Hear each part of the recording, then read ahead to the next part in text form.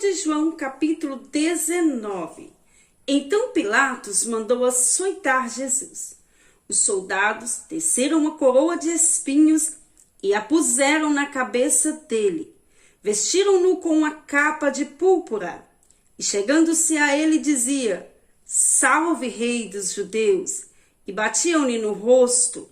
Mais uma vez, Pilatos saiu e disse aos judeus: Vejam, eu estou trazendo a vocês, para que saibam que não acho nele motivo algum de acusação. Quando Jesus veio para fora, usando a coroa de espinhos e a capa de púrpura, disse-lhe Pilatos: Eis o homem. Ao vê-los, os chefes do sacerdote e os guardas gritaram: Crucifica-o! Crucifica-o! Mas Pilatos respondeu: Levem-no vocês e crucificam-no. Quanto a mim, não encontro base para acusá-lo. Os judeus insistiram: Temos uma lei, e de acordo com essa lei, ele deve morrer, porque se declarou filho de Deus. Ao ouvir isto, Pilatos ficou ainda mais amedrontado e voltou para dentro do palácio. Então perguntou a Jesus: De onde você vem?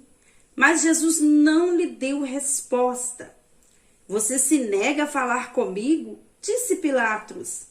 Não sabe que eu tenho autoridade para libertá-lo e para crucificá-lo? Jesus respondeu: Não terias nenhuma autoridade sobre mim, se esta não te fosse dada de cima. Por isso, aquele que me entregou a ti é culpado de um pecado maior.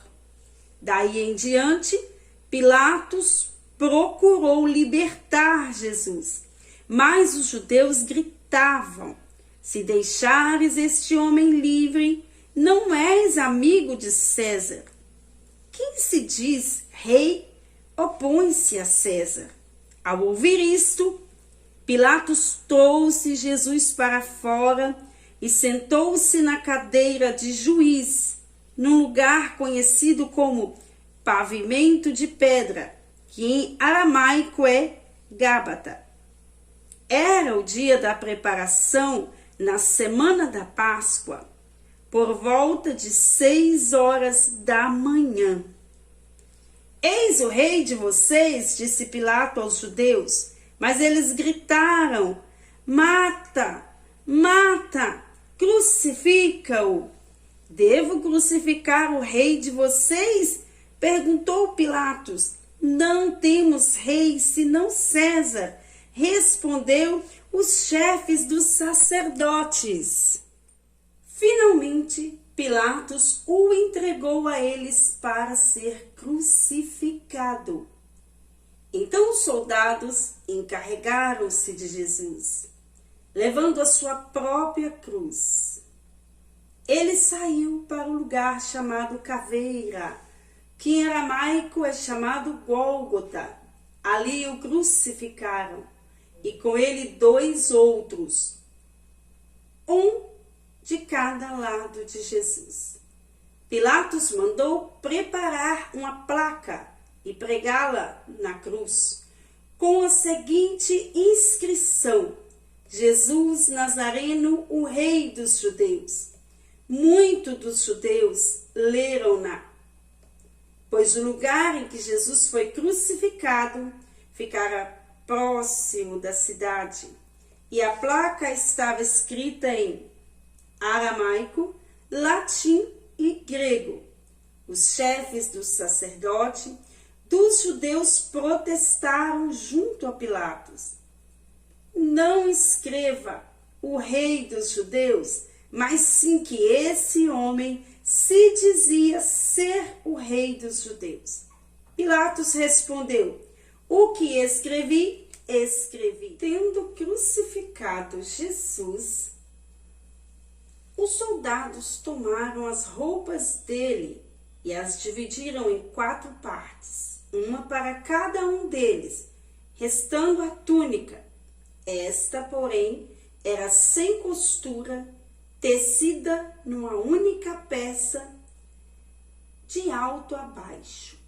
Não a rasguemos, disseram uns aos outros. Vamos decidir por sorteio quem ficará com ela. Isso aconteceu para que se cumprisse a escritura que diz: dividiram as minhas roupas entre si e tiraram sorte pelas minhas vestes. Foi o que os soldados fizeram. Perto da cruz de Jesus estava sua mãe, a irmã dela, Maria, mulher de Clopas, e Maria Madalena. Quando Jesus viu sua mãe ali e perto dela o discípulo a quem ele amava, disse à sua mãe: aí está o seu filho. E ao discípulo: aí está sua mãe. Daquela hora em diante, o discípulo a recebeu em sua família. Mais tarde, sabendo então que tudo estava concluído, para que a escritura se cumprisse, Jesus disse: tenho sede. Estava ali uma vasilha cheia de vinagre.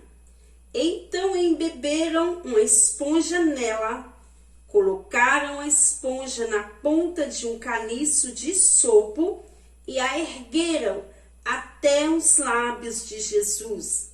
Tendo-o provado, Jesus disse: está consumado.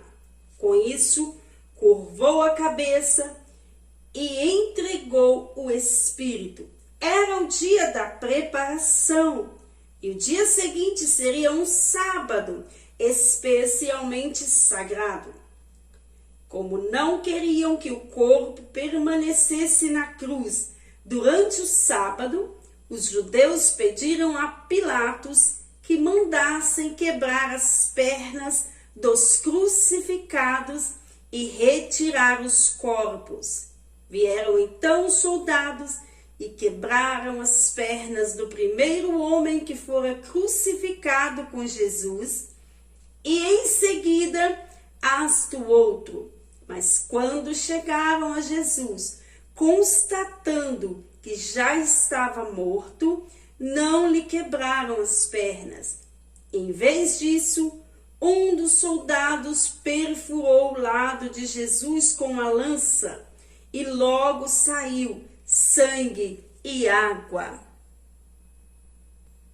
Aquele que o viu, disso deu testemunho, e o seu testemunho é verdadeiro.